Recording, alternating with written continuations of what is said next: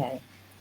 Disebabkan teorem 3 memberikan beberapa petua, maka kita akan semak dahulu nilai N tenang dan nilai M yang diberikan. So, untuk nilai N sepatutnya adalah integer. So, di sini kita lihat N adalah 3. Dan 3 adalah suatu nombor integer. Temakan kedua yang perlu dilakukan adalah nilai N lebih besar daripada sifar. N3 lebih besar daripada sifar. Untuk nilai N, semakan yang perlu dilakukan adalah adakah M suatu nombor integer? Ya, dia tak ada nombor perpuluhan dan juga tiada nombor pecahan dan bukan nombor pecahan. Maka M adalah integer. So, kita bolehlah meneruskan dengan mencari dan mendapatkan M bersamaan dengan QN tambah R. Okay. So, dalam bentuk pembahagian panjang, sebelah kanan ni, long division, ini adalah kaedah untuk melakukan pembahagian panjang dan mendapatkan nilai Q dan juga R jika diberi nilai M dan juga N. So, kita akan lakukan pembahagian panjang di sini. M16, so kita letakkan 16 dalam tanda bahagi dan dibahagikan dengan N 3. 5 akan memberikan kita nilai 15. Jika ditolakkan 16 daripada 15, maka kita akan ada baki 1. Daripada hasil ini, nilai Q adalah nilai berada di atas iaitu 5 dan nilai R adalah nilai baki iaitu 1. So, kadang-kadang R juga dikenali sebagai remainder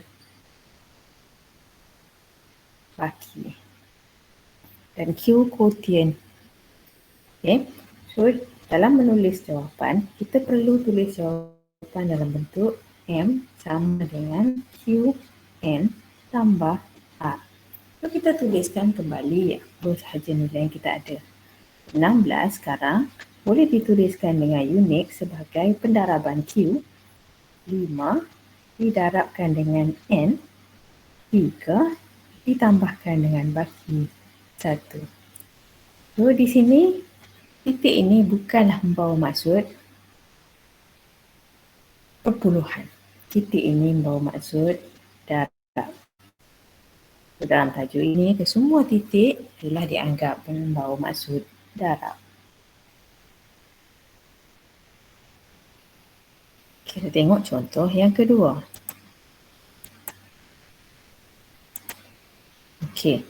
Untuk contoh yang kedua, pelajar diberikan nilai N 10 dan M sama dengan 3. Sebelum mencuba, kita semak dahulu. N 10 adalah integer, benar. N lebih besar daripada sifar, benar. M adalah integer, benar. So, sekarang cuba lakukan pembahagian dan dapatkan nilai Q dan juga R dan taipkan di bahagian komen. Sekejap lagi kita akan bincangkan. Saya berikan masa 2 minit sehingga jam 8.18.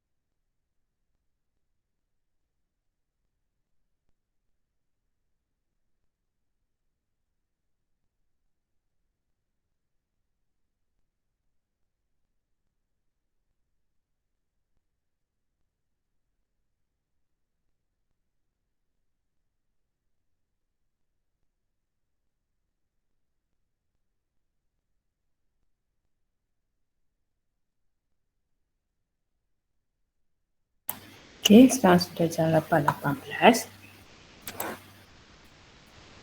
Ahmad Syazani dapat jawapan? Ahmad Syazani tak ada. Ahmad Usamah? Asma Arafat. Ada lagi. Ahmad Usamah pun tak ada. Ain Safia? Tak ada. Amirul Rashid? Tak ada. Haris Lukman? Tak ada. Muhammad Nazmi? Tak ada. Muhammad Zarul? Muhammad Akil? Tak dapat minum. Muhammad Arif?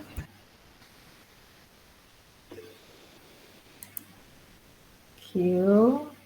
Tu banyak jawapan dah kat situ. Asma Q kosong, R3. Arif pula bagi Q1, R negatif 7. Okey. Yang kita cuba semak dengan jawapan yang diberikan oleh kamu.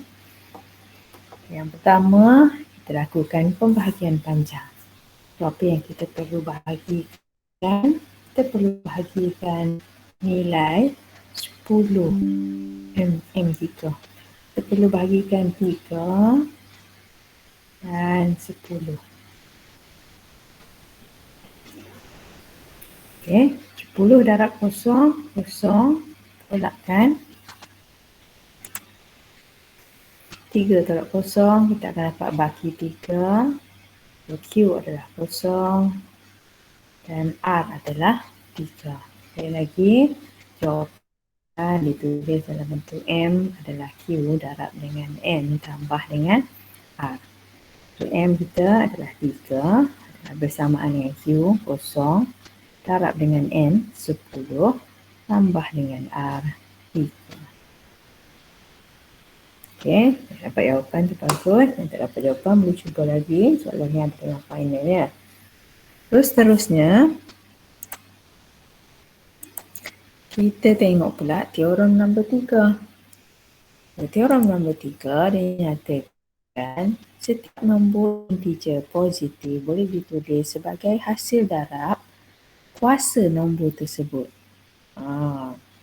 Kita tengok contohlah. Macam mana untuk mengira berdasarkan ini? Contoh yang diberi adalah di sini. Write each integer as a product of powers of prime. Tuliskan setiap integer sebagai produk hasil darab powers of prime nombor perdana dalam kuasa. Okey. So, di sini kita lihat nombor pertama yang kita perlu lakukan, ini daripada teorem 3 tadi, yang dinamakan sebagai prime factorization. Pemfaktor nombor perdana. Okey, sebelum kita mulakan, saya sebut dahulu apa yang dimaksudkan dengan prime. Prime adalah nombor perdana. Nombor perdana adalah a number that could only be divided by one and itself. Maksudnya nombor yang cuma boleh dibahagikan oleh satu dan dirinya sendiri. Cuba taikkan dua nombor perdana yang pelajar tahu di bahagian komen.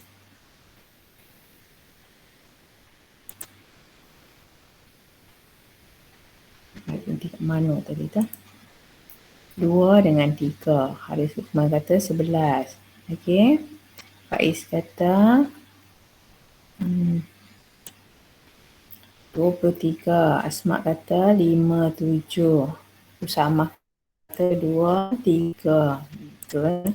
As long as the number tidak boleh dibahagikan dengan nombor-nombor lain, maka itu dikatakan sebagai nombor perdana.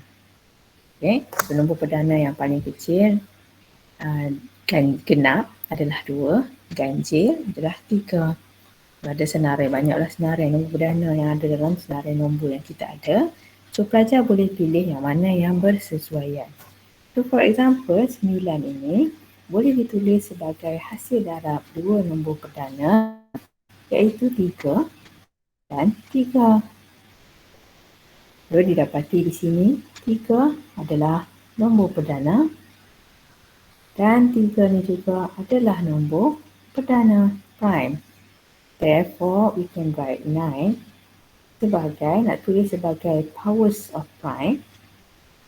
Okay, ada produk maksudnya kena darab, and then powers of prime. 3 yang didarabkan dengan 3. Tapi due to ada power of prime tu, 3 darab 3 tidak boleh tulis sebagai jawapan. Jawapan perlu tulis sebagai 3 yang kita darabkan 2 kali. So 3 to the power of 2. Okay. So nombor ini perlu prime. Nombor ini can be any number. So, nombor atas yang kuasanya tidak perlu nombor perdana, tapi nombor di bahagian bawah 3 tu perlu nombor perdana. Perlu ditulis sebagai nombor perdana. So, if we look at another example, kita ada 24 di situ. So, 24 adalah 12 darab 2. So, 2 adalah nombor perdana. Setiap kali jumpa nombor perdana, saya akan bulatkan. And then 12 adalah 6 darab 2. Nombor perdana 2. And then 6 adalah 3 darab 2. So 3 dan 2, kedua-duanya adalah nombor perdana. So, untuk menulis jawapan, 24 adalah bersamaan dengan saya ambil semua bahagian nombor yang saya bulatkan. 2 didarabkan dengan 2, didarabkan dengan 2, didarabkan dengan 3. So 24 here equals to 2 yang kita darabkan ulang 3 kali, didarabkan dengan 3 yang kita darab ulang 1 kali. So this is how you write down an integer as a product of powers of prime.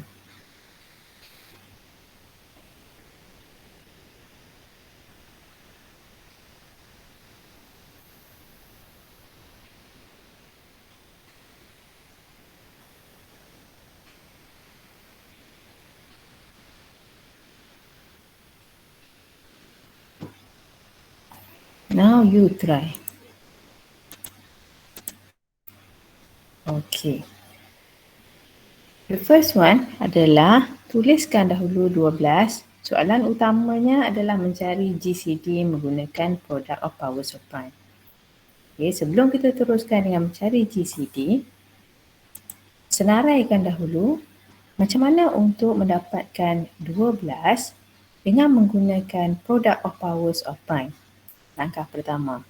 Langkah kedua, senaraikan nilai-nilai yang boleh jika 30 disenaraikan sebagai product of powers of prime. Okey, so sekarang buat untuk nombor 12 dahulu. 12 adalah bersamaan dengan berapa, kuasa berapa, darab dengan berapa. Okay, typekan di bahagian komen. Cuba dahulu dan kemudian boleh semak dengan jawapan saya. Saya bagi 2 minit untuk cuba dapatkan gambar rajah seperti tadi. So gambar rajah ini dikenali sebagai gambar rajah pokok, di mana kita cabang-cabangnya akan memberikan jawapan. Dan jawapan yang kita pilih, kita akan bulatkan. So ini adalah gambar rajah pokok untuk membuat pilihan. Okay. So sekarang bina gambar rajah pokok untuk nilai 12 dan juga 30. Sebelum kita teruskan. So saya bagi 3 minit sampai jam 8.30 untuk pelajar cuba sebelum bandingkan dengan jawapan yang saya akan berikan.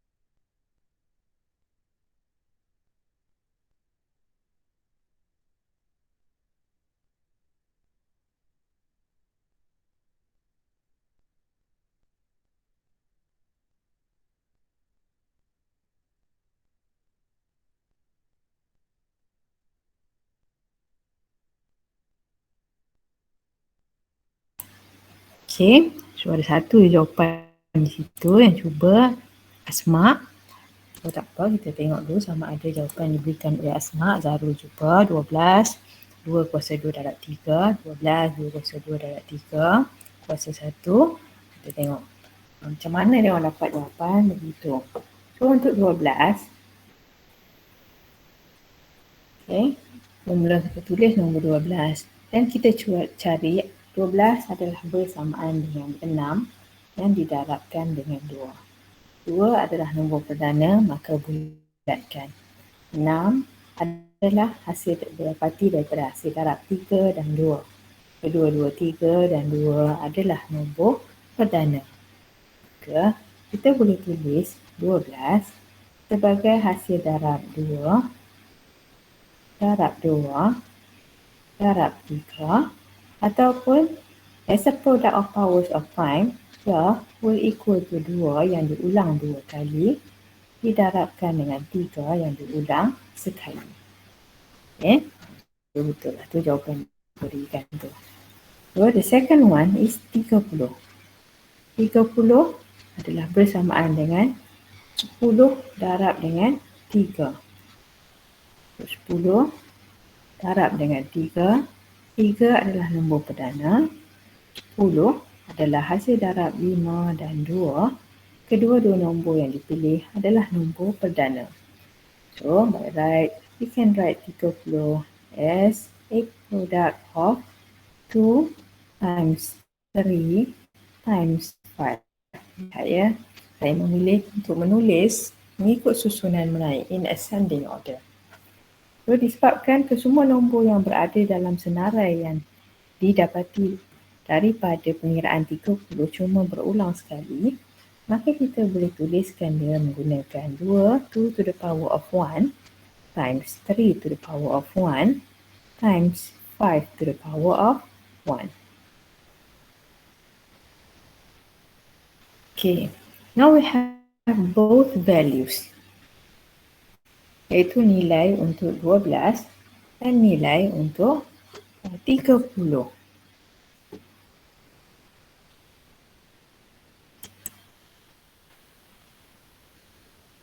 So, macam mana kita nak kirakan nilai untuk GCD 12 dan 30?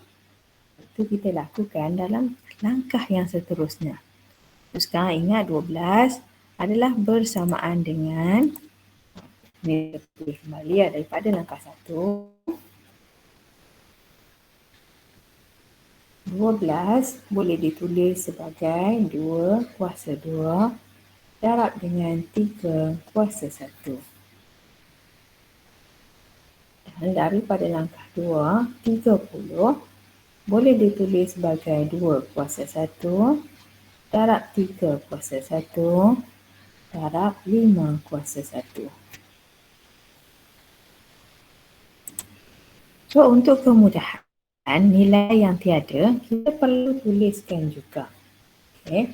So, lihat di sini kita ada nilai 2, kita ada nilai 3 dan kita ada nilai 5.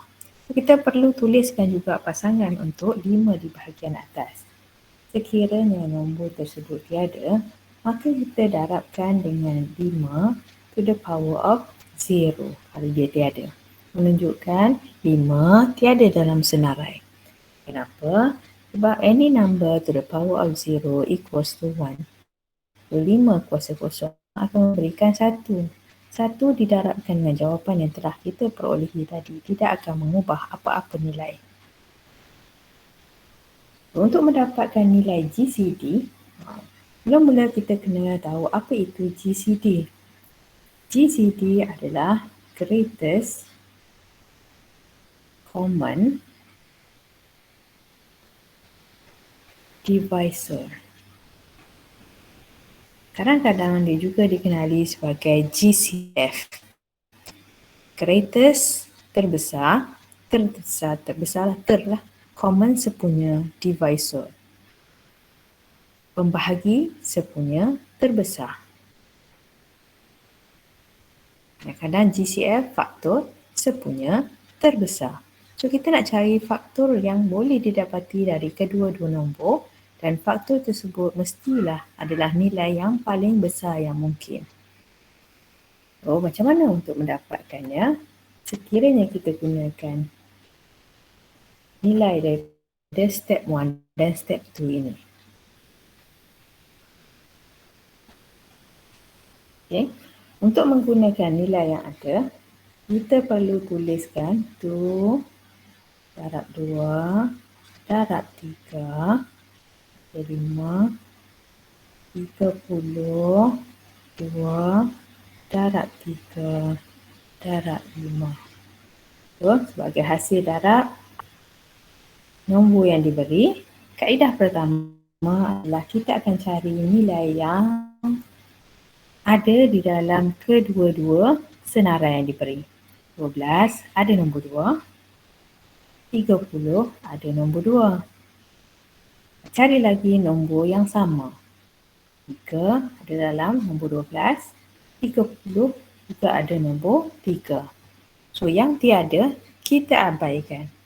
So, daripada pemilihan nilai yang sama, kita boleh tulis GCD untuk 12 dan 30 menggunakan kaedah senaraian adalah 2 darab 3 bersamaan dengan 6. Okay. Kaedah lain yang boleh digunakan adalah kaedah penggunaan product of powers of prime tadi. Dalam menggunakan product of powers of prime, dia memberikan alternative ways untuk mendapatkan jawapan. So, alternative ways untuk mendapatkan jawapan kita adalah bila kita cari GCD 12 dan 30, kita perlu mendapatkan nilai yang kita ada tadi. For example, we have 2, sini ya. 2, so kita akan gunakan di sini. 2, di kuasa pula kita akan pilih menggunakan min. So, minimum di antara nilai yang pertama yang kita ada di sini 2 dan nilai yang kedua yang kita ada 1. Darab dengan nilai kedua dalam senarai adalah 3 kuasa minimum. Dua nombor yang perlu kita cari adalah daripada nombor 12, 1 kuasanya, dan daripada nombor 30 juga 1. Sekali lagi kita ulang, darab dengan nombor terakhir yang ada dalam senarai adalah nombor 5. Kuasa minimum dua nilai yang ada dalam senarai adalah 5 kuasa kosong daripada 12 dan 5 kuasa 1 daripada 30. Dengan menggunakan kaedah ini, kita akan pilih nilai yang paling kecil di antara 2 dan 1 adalah 1. Didarabkan dengan 3, nilai yang paling kecil di antara 1 dan 1 sama, kita pilih salah satu, 1, darab dengan 5, nilai yang paling kecil di antara 0 dan 1 adalah 0. So, dengan penggantian tersebut, 2 darab 3 darab 1, kita akan dapat nilai yang sama, iaitu 6.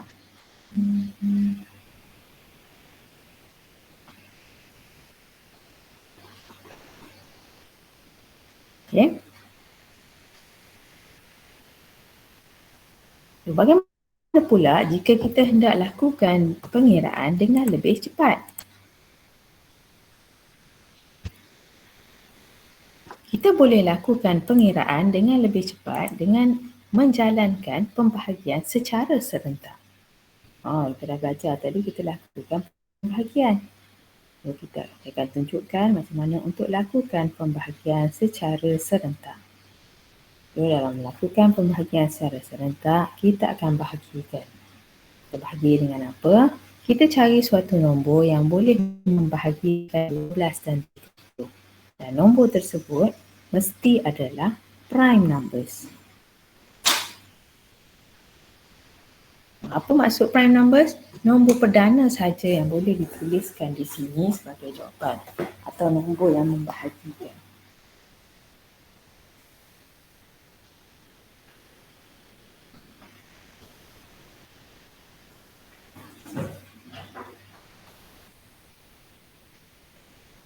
Apakah nombor perdana yang boleh membahagikan 12 dan 30?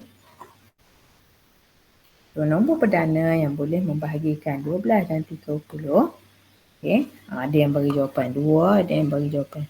Banyakkan bagi jawapan 3. Faiz bagi jawapan 3. Kita cuba bahagikan dengan 3. Okay. 3 darab 6, kita akan dapat 12. Tepat. 3 darab 10, kita akan dapat 30. Tepat. Cari nombor perdana yang boleh membahagikan 6 dan 10 dengan tepat. Typekan di bahagian komen. Ya, 2. Pandai. Pandai. So, kita bahagikan pula dengan 2. 2 darab 3, 6. 2 darab 5, 10. So, kedua-dua nombor ini membahagikan nilai yang ada dengan tepat. So, untuk mendapatkan GCD bagi nombor 12 dan nombor 30, apa yang perlu pelajar lakukan adalah memilih nilai yang berada di lajur ini. Jadi situ nilai yang ada adalah 2 yang kita tuliskan sekali dan 3 yang kita tuliskan sekali. So, apabila didarabkan, kita akan dapat jawapan 6. Bagi pelajar yang tertanya-tanya, bagaimana kita nak tahu bila nak berhenti? Kita akan berhenti bila tiada pembahagian dengan nombor yang sama boleh dilakukan.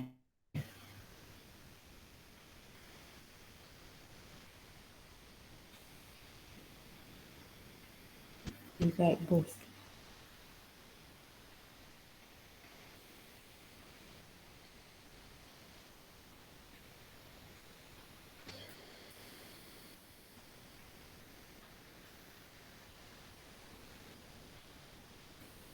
Maksudnya sekarang kita ada nombor 3 dan 5 dan kedua-dua nombor tersebut tidak boleh dibahagikan secara tepat dengan satu nombor perdana yang lain.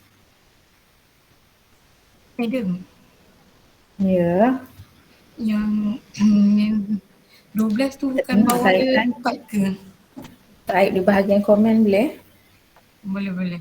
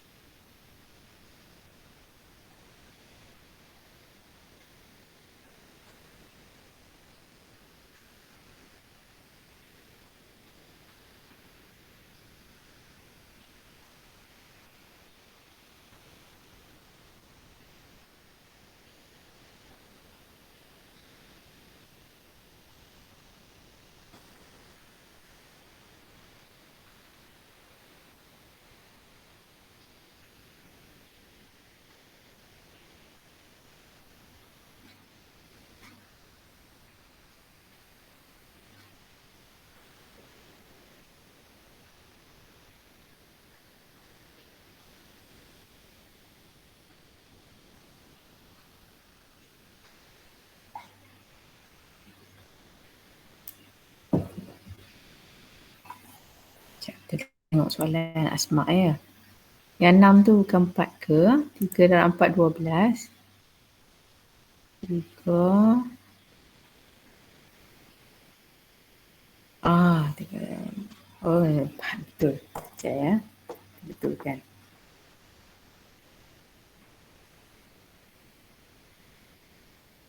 Tiga darab 4, 12. Lepas tu 10. Bawah kali 2 lah tu kan.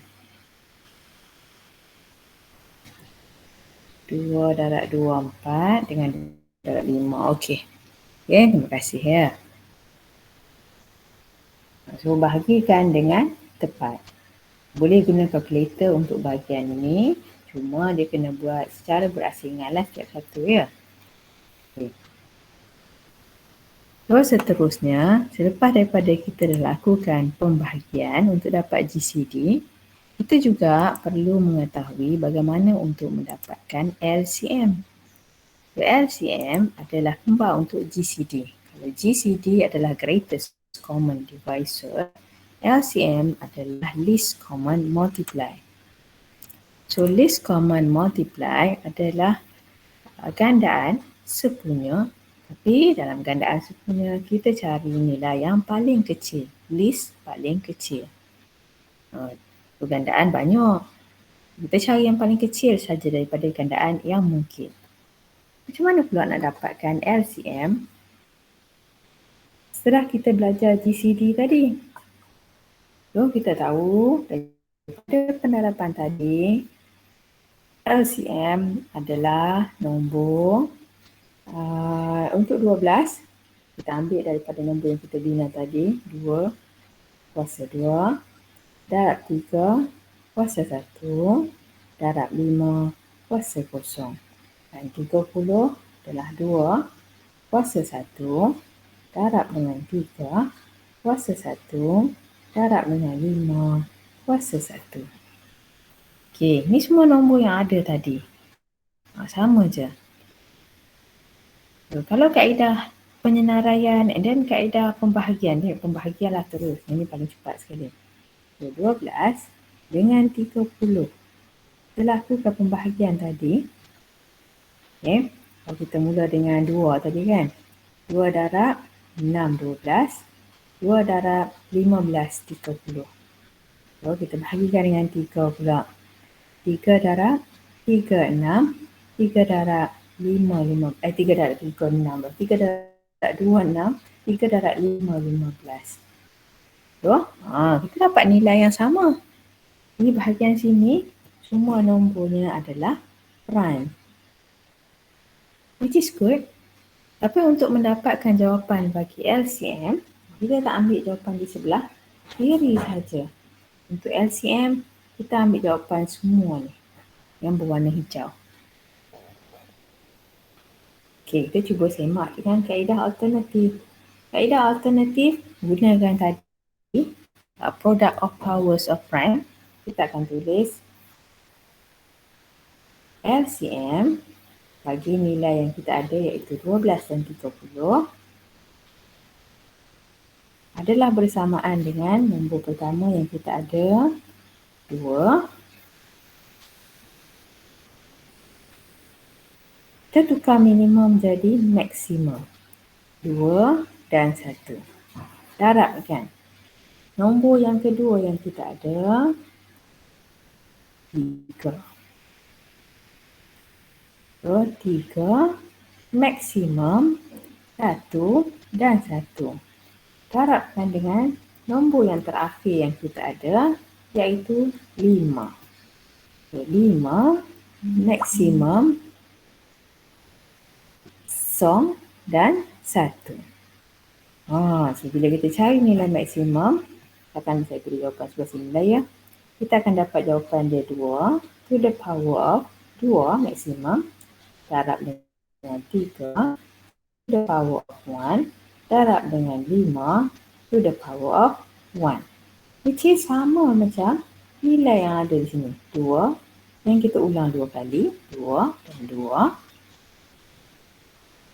3 kita ulang sekali. Dan 5 kita ulang sekali. So, mana-mana kaedah, kita akan dapat jawapan yang sama.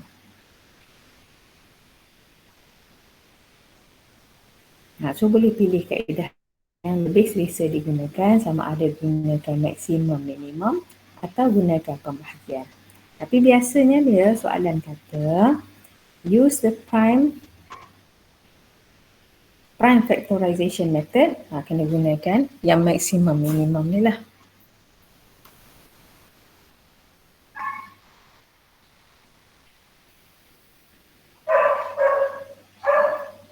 Okey.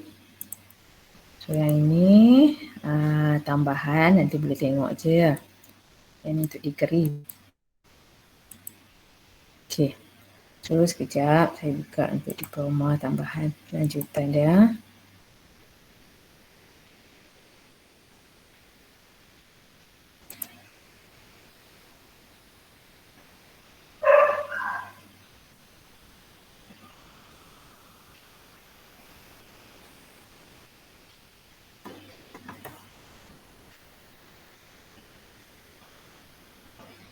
Okey.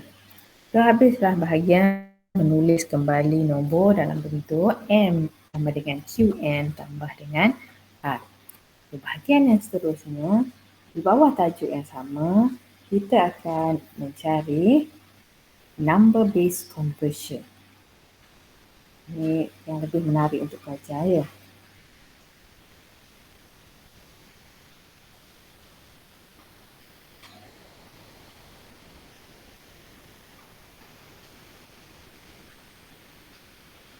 So, soalan. Question. Find the base for representation of nombor dia 158. So sekarang kita nak tengok nombor integer juga, dan nombor integer ini kita akan cuba tuliskan dalam asas-asas yang berbeza. So semua nombor yang kita ada, yang kita gunakan sampai sekarang dalam tajuk ini adalah nombor dalam asas 10. Contohnya kita ada nombor 158 di sini. So 158 ini adalah suatu nombor dalam asas 10.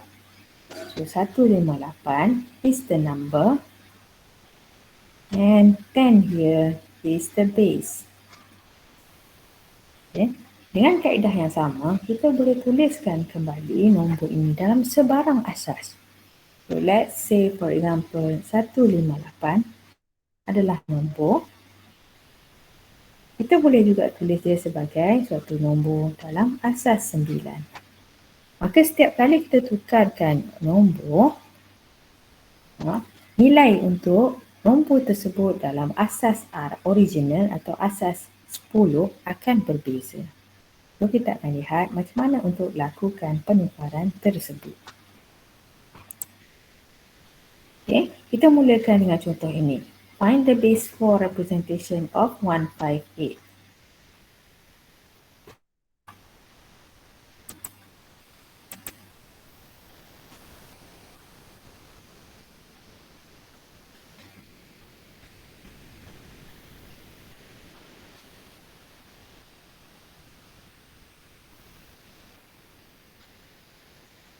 So, apa yang berlaku dalam soalan ini adalah kita cuba tukarkan daripada asas 10, kita nak tukarkan menjadi asas 4.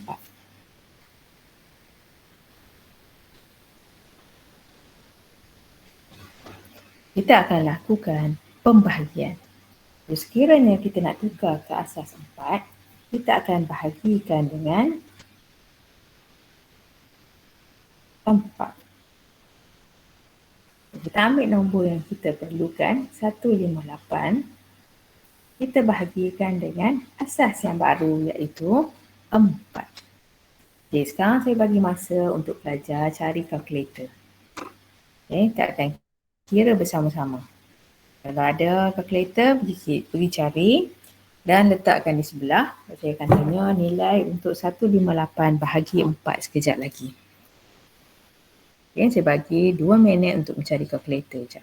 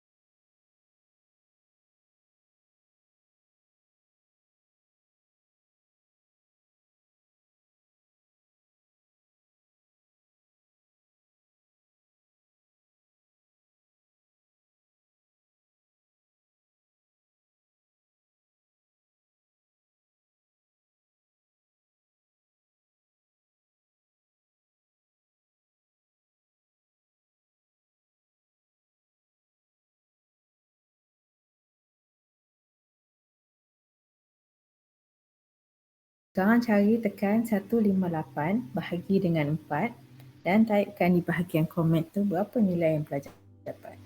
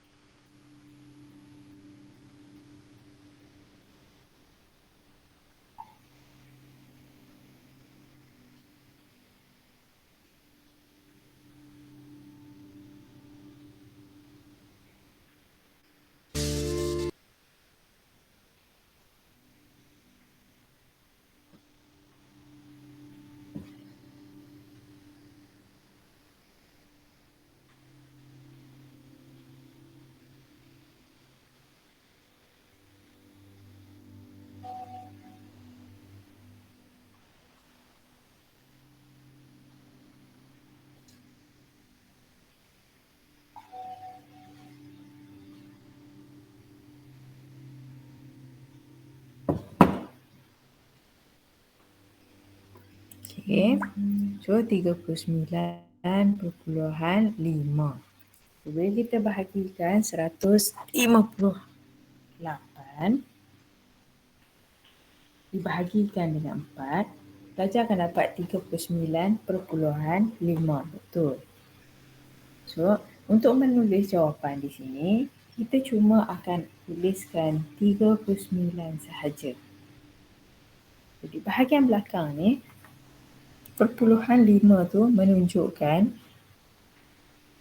158 tidak boleh dibahagi secara tepat dengan nombor 4. So, di sini kita kena cari nilai remainder atau baki.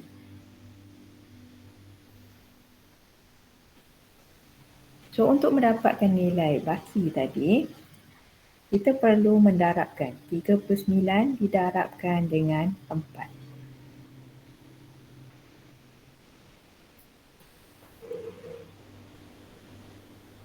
So, tadi kita dah lakukan 158 dibahagi dengan 4, 39.5. So, nilai 39 ni akan dituliskan di sini. Dan perpuluhan 5 ni menunjukkan ada baki, ada remainder. Okay. So, 39 ni kita darabkan dengan 4. Berapa yang pelajar dapat? Typekan di bahagian komen. Betul, 156. Bila kita bahagikan, darabkan, kita dapat 156. Kita ambil nombor asal 158 dan kita tolakkan dengan 156. Sini kita akan dapat baki 2. So, baki ini kita akan tuliskan di bahagian remainder. Kedua akan dituliskan di sini.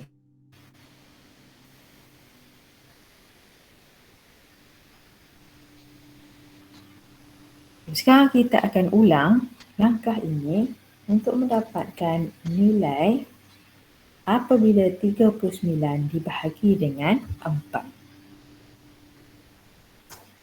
Tadi kita darab bahagikan 158 bahagi 4. Sekarang bahagi 39 bahagi 4.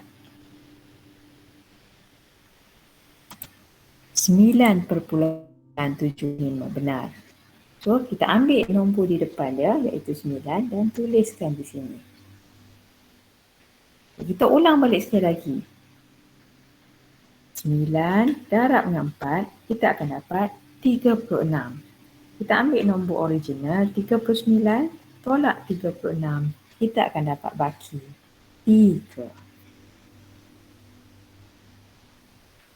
Okay, kita bahagi lagi dengan 4. 9 bahagi dengan 4, kita akan dapat 2. 4 darab 2, 8. 9 tolak 8, baki 1. So, sekarang penentu untuk kita berhenti adalah nombor yang terakhir ini.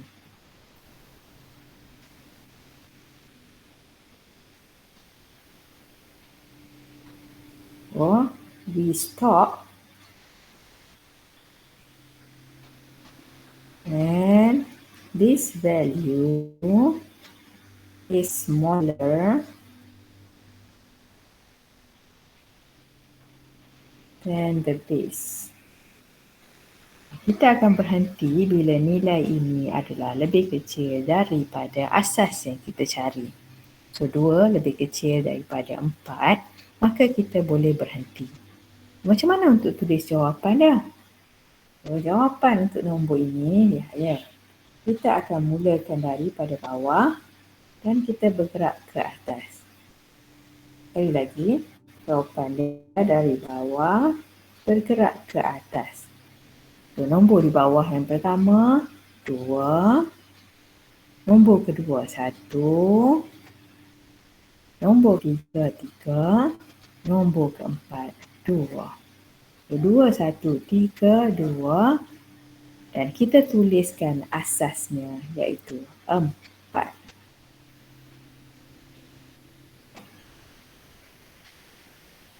So in the end, what we have here adalah 158 dalam asas 10 adalah bersamaan dengan 2132 dalam asas 4.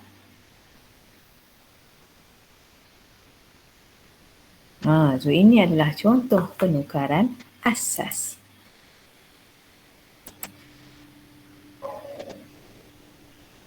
Okey. Dalam menukarkan asas, kita ada beberapa nama istimewa yang digunakan. For example,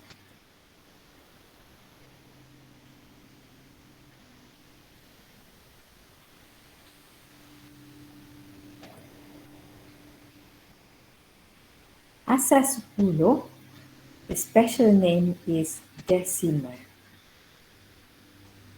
Asas 2, its special name is binary.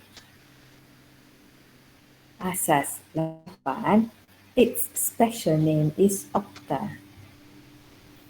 Dan asas 16, its special name is hexadecimal.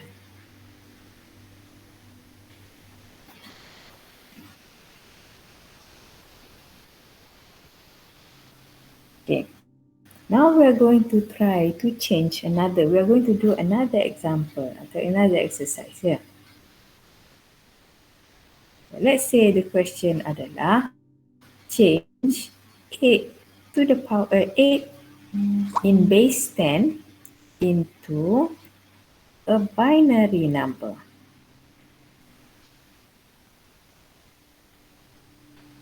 Kaedah pertama, kena bahagikan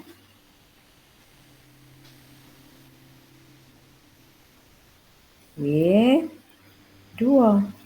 Kenapa? Sebab binary adalah merujuk kepada 2. Cuba bahagikan dan typekan jawapan yang didapati di bahagian komen.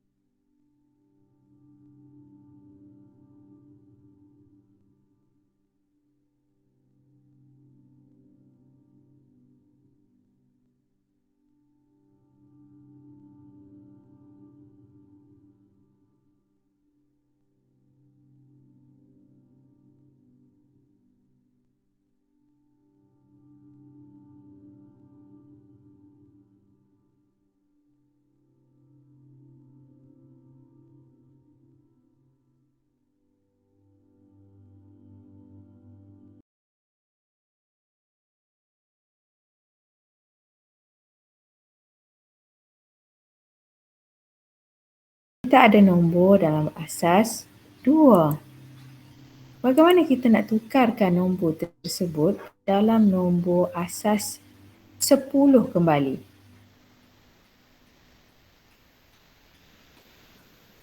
Okay. So untuk melakukan penukaran ni, bila kita nak lakukan tukar daripada binary kepada desimal, kita akan darab. Tadi kita bahagi, yang ini kita akan darab. So, lihat ya, saya tunjukkan. We have a value of 1, 0, 0, 0. So, disebabkan asas kita adalah 2,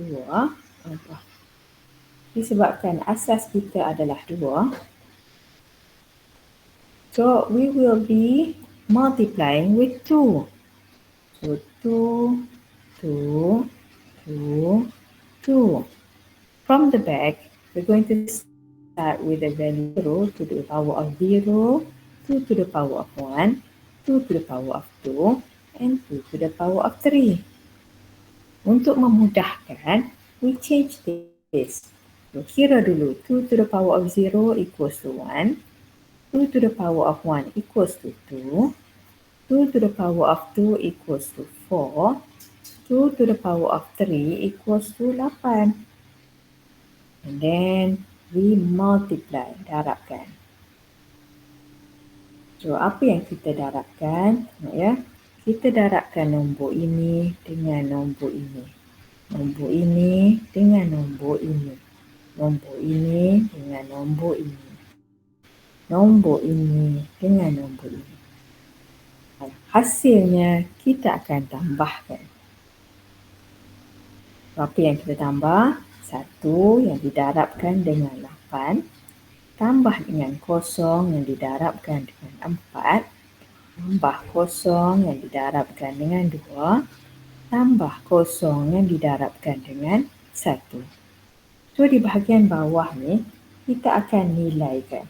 Nilaikan.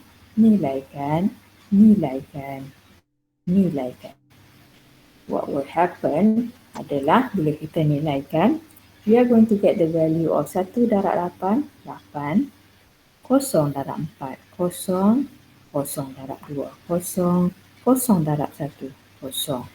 Or the end product here adalah 8 pada asas 10. So kita dah tukar daripada binary kepada desimal. 1, 0, 0, 0 binary adalah bersamaan dengan 8 asas 10.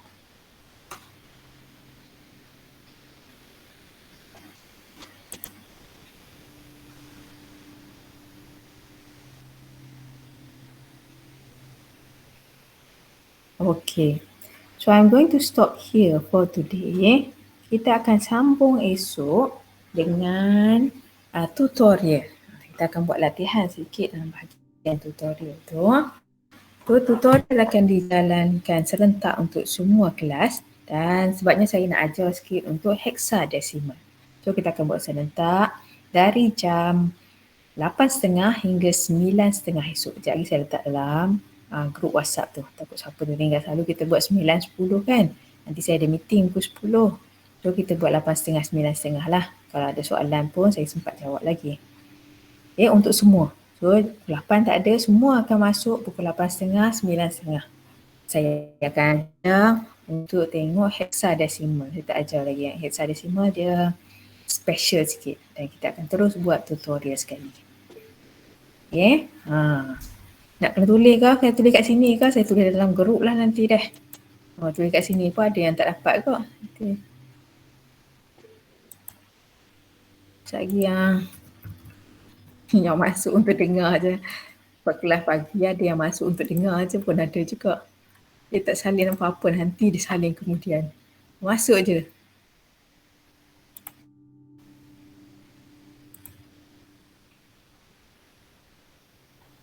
Okay. So tak apa, no problem. Untuk hari ni lah. Okay, sebab kita dah habiskan dua assignment kita. So siapa yang belum hantar lagi, hantarkanlah. Walaupun markah dia tak banyak, tapi ada markah lah daripada tak ada markah kosong terus ya. Lagi dalam proses tu kira carry mark, dan kalau tak silap saya minggu depan kamu akan ada test 1 bahagian 2 ya, yang lebih panjang lagi. So saya letakkan link untuk attendance untuk siapa yang tak isi lagi di bahagian komen. Okay, so I'm going to finish the class sampai sini saja hari ini. Esok siapa yang nak masuk pastikan bawa kertas sikit supaya dia boleh kira sekali dengan saya ya. Kita akan guna whiteboard. Kamu ambil gambar dan upload lah. Kita tengok jawapan mana yang betul. So that should be all for today. Kita salah dan silap saya minta maaf. Tandakan attendance. Kita tutup majlis dengan tasbih kafarah dan surah Wal-As. Okay, thank you for all the students yang hadir kelas hari ini. Nanti saya letak nota ni dekat Google Classroom yang boleh tengok siapa yang tak sempat nak tengok tadi. Wassalamualaikum.